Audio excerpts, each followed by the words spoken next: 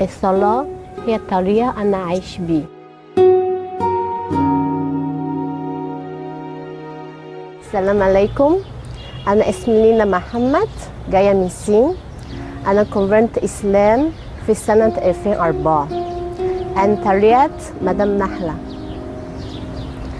وقبل الإسلام إحنا في الصين دايما بيعبدوا بوذا، وأنا مش مشجعش على الموضوع دي، ودايما حاسس في حاجة أقوى أو حاجة أنا مش عارفاها في الدنيا، بس هي إيه مش بتعرف.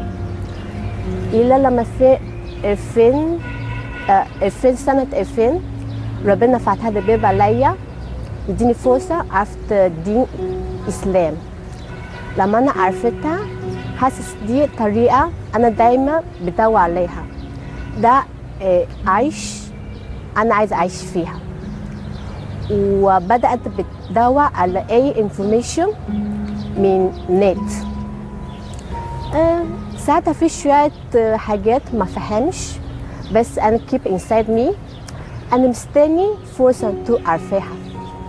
بس لما جه هنا مصر قابلت مدام نحلة، وهي فهمني كل حاجة، والحمد لله وكونت إسلام الحمد لله.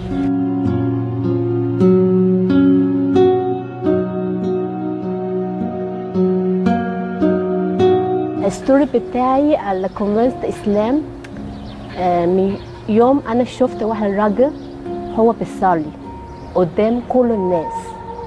كأننا كنت في معرض كمكان زحمة والناس روح وجاية، ولقيت هو بتسجد نفسه على الأرض، وأنا كنت واقف مستنوه.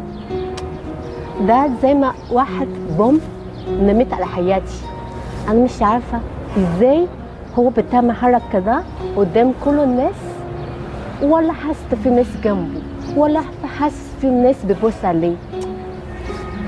أنا مستغربت إيه هو القوة دي؟ هل واحد تقدر تسوق نفسه بطريقة كده؟ هو إيه ده؟ أنا عايز تعرف. طفت استنوا، بعد هو خلاص صلى، بعد كده بدأت تسألوه ليه أنت تعمل الحركة دي؟ هو قولي عشان أنا مسلم.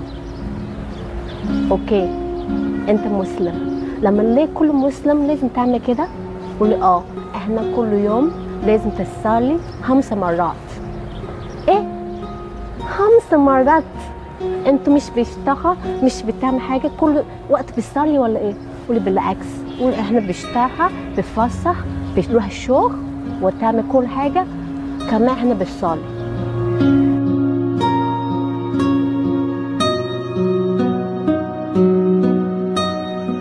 أنا بحب حركة السجود عشان أنا حاسس دي أكتر حاجة حاسس إنها قريب من ربنا.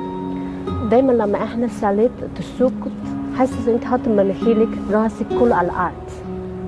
لكن الناس لما عايش في الدنيا صحنا واحد متكبر وأمام مناخيري فوق كده زي ما عايش كده، ده أكتر حاجة خليكي قريب من الأرض وقريب من ربنا. وحاسس فكرك أنا جاية من أنا جاية 200، كل الناس حرك 200 كده، أنا قريب يعني من مكاني بقى. عشان كده أنا بحب ركع لما أنا تسجد. لما أنا تسجد حاسس زي ما واحد أطفال رجعت حضن أمي، زي ما أنا مرتاحة بالحركة دي. دايما لما حد حزينة روح بيصلي ركعتين لربنا، طبعا حاسس نفسي هادي شوية.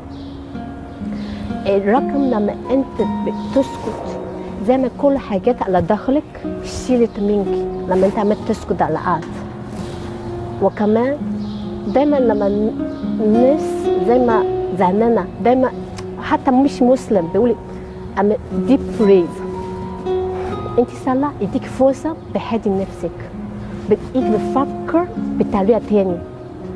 ممكن أنت قبل كده أنت بتفكر على الناحية بتاعك، لما بعد الصلاة ممكن بدأ بفكر على مواقف على الناس تانيين.